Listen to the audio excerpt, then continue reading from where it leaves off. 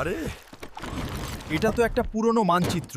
এখানে লেখা আছে নদীর মাঝখানে এক হারানো রাজপ্রাসাদ আর অনেক গুপ্তধন আছে। এই গুপ্তধন পেলে আমি আমার গ্রামের সব গরিব মানুষের অভাব দূর করে দেব।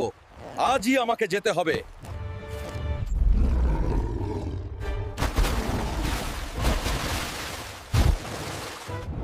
বাপরে, এত বড় কুমির তো আগে দেখিনি।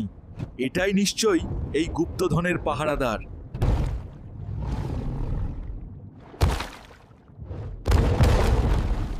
বন্ধুরা, এই দানব কুমিরটা অনেক শক্তিশালী। ওকে হারাতে তোমরা জলদি লাইক আর সাবস্ক্রাইব করো। তোমাদের দোয়া ছাড়া আমি হারাবো না। এবার দেখ হাল্কের আসল পাওয়ার।